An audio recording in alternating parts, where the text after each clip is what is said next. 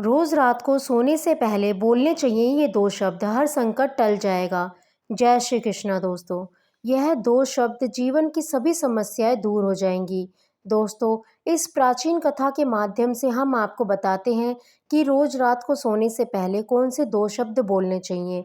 इन दो शब्दों का इतना महत्व क्यों है और यह दो शब्द बोलने से कौन कौन से फल मनुष्य को प्राप्त होते हैं। तो इसे जानने के लिए आप इस प्राचीन कथा को पूरा जरूर सुने। इस कथा को सुनने मात्र से ही मनुष्य के जीवन के सभी कष्ट समाप्त होते हैं। तो चलिए शुरू करते हैं। एक समय की बात है, प्राचीन काल में मेघनकर नाम की एक अत्यंत सौभाग्यमान नगरी थी। उस नगरी में सुंदर नाम का एक अत्यंत विद्वान ब्राह्मण रहता था। वह ब्राह्मण ब्रह्मचर्य व्रत का पालन करने वाला, अहंकार से रहित, वेद शास्त्रों में प्रवीण, जितेंद्र तथा भगवान श्री कृष्ण का शरणागत था। वह नित्य भगवान श्री कृष्ण की पूजा आराधना किया करता था। फिर एक दिन उस ब्राह्मण ने गोदावरी नदी पर स्थित सभी तीर्थ की यात्रा करने का निश्चय किया और वह कुछ साथियों के साथ तीर्थ यात्रा पर निकल गया। वह गोदावरी नदी के किनारे पर स्थित विराज तीर्थ, तारा तीर्थ, कपिल संगम, अष्ट तीर्थ तथा अंबिकापुरी आदित्यारों का दर्शन करते हुए वह विवाह मंडप नाम के नगर में पहुंच गया। उस नगर में पहुंचने पर वह उस नगर के प्रत्येक घर में जाकर ठहरने के लिए स्थान मांगने लगा। वह प्रत्येक घर पर जाता और लोगों से एक रात में ठहरने के लिए थोड़ी सी जगह मांगता, किंतु उस नगरी में रहने वाले किसी भी व्यक्ति ने उस विद्वान ब्राह्मण को ठहरने के लिए स्थान नहीं दिया, जिस कारण से वह बहुत उदास हो गया। फिर एक सुंदर गांव के मुखिया के पास गया और उसे एक रात्रि वह तक ठहरने के लिए जगह मांगने लगा। तो उसे गांव के मुखिया ने बड़ी ही चालाकी से उस ब्राह्मण को एक धर्मशाला दिखा दी और कहा है, ब्राह्मण देवता, आप और आपके साथी उस धर्मशाला में रह सकते हैं।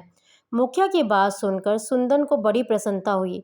वह अपने साथियों के साथ उस धर्मशाला के पास गया तो देखा उसे धर्मशाला में कोई नहीं है। वह धर्मशाला वीरान पड़ी है। एक पक्षी भी उस स्थान पर दिखाई नहीं पड़ रहा था। ब्राह्मण ने सोचा, यह जगह तो बहुत ही वीरान है। ना कोई मनुष्य है, ना कोई पशु है और ना ही कोई पक्षी। अवश्य यह जगह श्रापित होगी।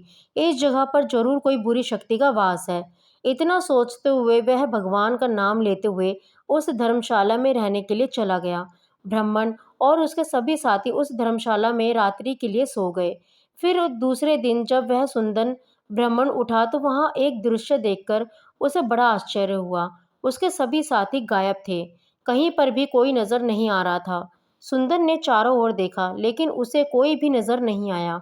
उसने आवाज भी लगाई लेकिन किसी ने कोई जवाब नहीं दिया, जिससे सुंदर बहुत दुखी हो गया। वह सोचने लगा, मेरे साथी अचानक कहाँ गायब हो गए, कहीं उनके साथ कोई अशुभ घटना तो नहीं घटी। फिर वह सुंदर ब्राह्मण अपने साथियों को खोजने के लिए नगर में चला गया तो रास्ते में उसे वह गांव का मुखिया मिला। जैसे ही मुखिया ने उस सुंदर ब्राह्मण को जीवित देखा तो मुखिया को बड़ा आश्चर्य हुआ और वह मुखिया सुंदर के पास आकर बोलने लगा, हे ब्राह्मण देवता, आप अवश्य कोई महात्मा दिखाई पड़ रहे हो। आप दीर्घायु हो और मनुष्य में सर्वश्रेष्ठ कोई पवित्र आत्मा हो। वह ब्राह्मण अकेला ही उस धर्मशाला से जीवित बाहर आया था, जिस कारण से मुखिया को लगा यह अवश्य कोई महान व्यक्ति है। इसके पास अवश्य कोई विद्या या फिर कोई महामंत्र है, जिसका जाप करने से यह ब्राह्मण जीवित बाहर आया है। फिर मुखिया ने उस ब्राह्मण से प्रार्थना की और उसे अपने गांव में ठहरने के लिए मनाने लगा। हे ब्राह्मण देवता, जब तक आपके साथी ही नहीं मिल जाते, आप हमारे साथ ही रुकिए, मैं आपकी सेवा करूंगा। ऐसा कहकर उस मुखिया ने उस ब्राह्मण को अपने घर में स्थान दिया और उसकी बड़ी सेवा करने लगा।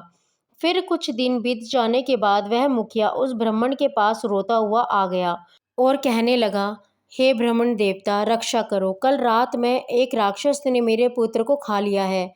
मेरा पुत्र गुणवान और भक्तिमान था। उस मुखिया की ऐसी बात सुनकर सुंदर ब्राह्मण ने पूछा, हे भाई, कहाँ है? रक्षा किस प्रकार से उसे राक्षस ने तुम्हारे पुत्र का भक्षण किया है?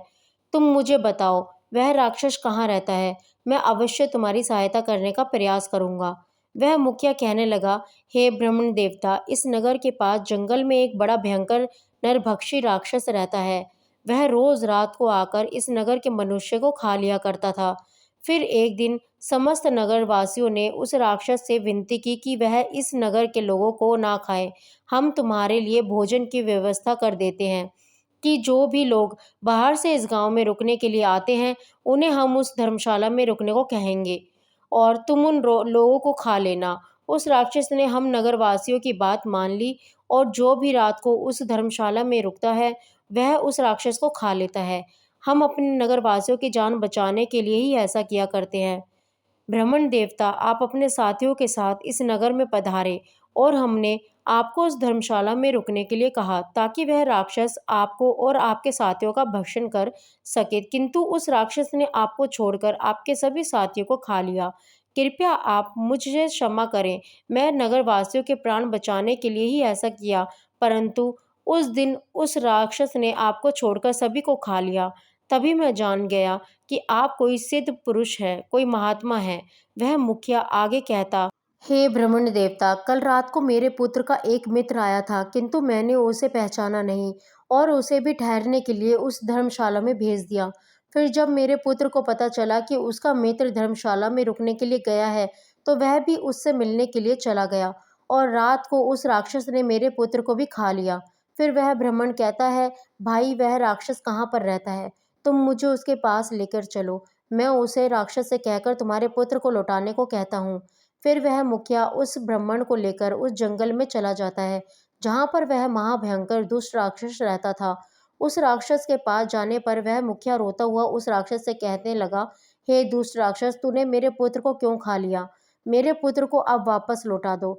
वह राक्षस कहने लगा, हे मनुष्य, तुम्हारा पुत्र भी उस धर्मशाला में रुका था, इसी कारण से वह भी अन्य लोगों के साथ मेरा ग्रास बन गया। मैं अनजाने में ही तुम्हारे पुत्र का भक्षण कर लिया है।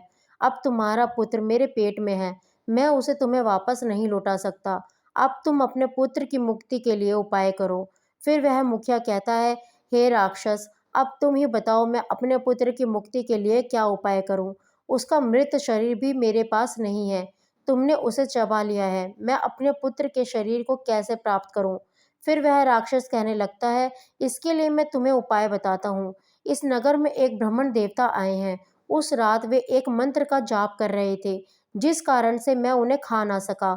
यदि वह ब्राह्मण देवता आकर मेरे ऊपर उस मंत्र का जाप करके जल छिड़क दें, तो मुझे इस राक्षस के शरीर से मुक्ति मिल जाएगी और तुम्हारे पुत्र का शरीर भी तुम्हें मिल जाएगा। तब उस मुखिया के साथ खड़ा वह सुंदर ब्राह्मण ने कहा, हे राक्षस, वह ब्राह्मण मैं ही हूँ जिसे उस रात तुमने नहीं खाया। फिर वह राक्षस उस सुंदन की ओर देखता है और प्रणाम करते हुए कहता है कि हे ब्राह्मण देवता, आपके दर्शन करके मैं धन्य हुआ, कृपया आप मुझे इस श्राप से मुक्ति दिलाओ। मैं इस राक्षस का शरीर धारण करके बहुत पाप किया है। तब वह ब्राह्मण कहता है, हे राक्षस, तुम मुझे बताओ किस कारण से तुम्हें यह राक्षस का शरीर प्राप्त हुआ है? तब वह राक्षस कहने लगता है, पहले के समय में मैं एक किसान था। इसी नगर के पास में मैं खेती किया करता रहता था। एक दिन मेरे खेत के पास एक गिद्ध एक जीवित मनुष्य पर हमला करके उसे खाने लगा था। तभी उस स्थान से एक तपस्वी जा रहे थे। उन्होंने इस दृश्य को देखा तो वह दूर से ही उस मनुष्य को बचाने के लिए प्रयास करते हुए उसके पास आ गए। तो वह गिद्ध उस मनुष्य को उठाकर आकाश में उड़ गया। उस तपस्वी को मेरे ऊपर बहुत गुस्सा आ गया और उन्होंने मुझे श्राप देते हुए कहा, अरे दुष्ट पापी मनुष्य, तेरे सामने वह गिद्ध उस कमजोर मनुष्य को खा रहा था, किंतु तूने उसकी सहायता नहीं की। तू तो नरक में जाने के ही योग्य है। जो मनुष्य समर्थ होकर भी दीन तथा भयभीत लोगों को कष्ट में देखकर भी उनकी सहायता करने नहीं जाता, उसे यमदूत कुंभीपाक नरक में गिराते हैं। जो शक्तिशाली होकर भी कर आदि के चंगुल में फंसे हुए मनुष्य को नहीं छुड़ाता, वह नरक में पड़ता है और दूसरे जन्म में भेड़िया बनता है। जो बाघ, सर्प, राक्षस, भूत, बेताल आदि के द्वारा घायल हुए मनुष्य की सहायता नहीं करता, उसे हत्या का ही पाप लगता है। अरे दुष्ट, तू उस मनुष्य की मदद कर सकता था, किंतु तूने नहीं की, इसलिए तू भी महापापी ही है। इसलिए मैं तुझे श्राप देता हूँ कि तू राक्षस हो जा। उस तपस्वी के द्वारा मुझे श्राप दिए जाने पर मैं बहुत घबरा गया और मैं उन तपस्वी से क्षमा याचना की। मैंने कहा, हे तपस्वी, मेरा ध्यान खेत की रक्षा करने में था, इसलिए मेरा ध्यान उस गिद्ध पर नहीं था। मैं जानबूझकर ऐसा नहीं किया। कृपया आप मुझे क्षमा करो। तब उस तपस्वी ने मुझे क्षमा कर दिया और कहा, जब कोई सिद्ध ब्राह्मण मंत्र का जाप करके तुम्हारे ऊपर जल छिड़क देगा, तब तुम्हें इस राक्षस के शरीर से मुक्ति मिलेगी। राक्षस के द्वारा इस प्रकार से कहने पर उस ब्राह्मण देवता को सारी बात समझ में आ गई और उस ब्राह्मण देवता ने अपने हाथ में जल लिया और उस दिव्य मंत्र का उच्चारण किया और वह जल उस राक्षस पर छिड़क दिया। शरीर पर जल पड़ते ही वह राक्षस जमीन पर गिर पड़ा और उसका शरीर उसी क्षण नष्ट हो गया और उसके अंदर से सभी मृत लोगों का शरीर बाहर पड़ा। उसमें उस मुखिया के बेटे का भी शरीर था।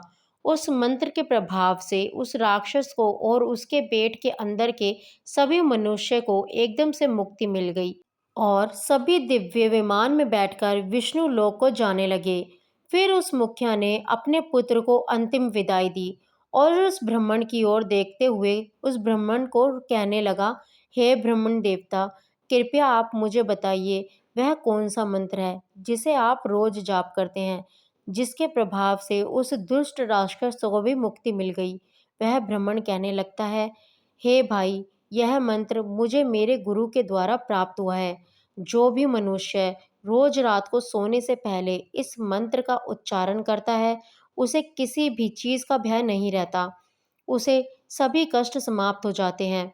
भूत प्रेत, राक्षस, चुड़ैल, पिशाच आदि बुरी शक्तियों पास नहीं आती। वह मंत्र इस प्रकार है, हर हर मुकंदे। मैं रोज रात को सोने से पहले इस मंत्र का उच्चारण करता हूँ। इस मंत्र के उच्चारण से मन को शांति मिलती है। मन से हर प्रकार का भय नष्ट होता है। जीवन की सभी समस्याएं समाप्त हो जाती हैं। जो भी मनुष्य इस मंत्र का रोज रात को उच्चारण करता है, उसे सुख समृद्धि और धन संपत्ति प्राप्त होती है। जो भी इसकी कामना हो वह पूर्ण हो जाती है। इस मंत्र को सुन लेने मात्र से ही मनुष्य के पाप नष्ट हो जाते हैं। इसका जाप करने से जन्मों जन्मों के पाप नष्ट होते हैं। इस प्रकार से उस ब्राह्मण ने उस मुखिया को वह अत्यंत चमत्कारी मंत्र बताया और फिर वह मुखिया नित्य उस मंत्र का जाप करने लगा। तो दोस्तों, इस प्रकार से एक शक्तिशाली मंत्र के उच्चारण से उस ब्राह्मण को वह राक्षस भी खा ना सका। इस मंत्र के प्रभाव से उस राक्षस को भी मुक्ति मिल गई। आप भी रोज रात को सोने से पहले इस मंत्र का उच्चारण अवश्य करें। यह कथा आपको कैसी लगी कमेंट करके ज़रूर बताएं। अगर यह जानकारी आपको अच्छी लगी तो वीडियो को लाइक ज़रूर करें। कमेंट में जय श्री कृष्णा ज़रूर लिखें। साथ ही चैनल को सब्सक्राइब करें ताकि ऐसी ही अत्याधुनिक और रहस्यमयी जानकारी आपको प्राप्त हो सके। आप सभी का धन्यवाद। जय श्री कृष्णा।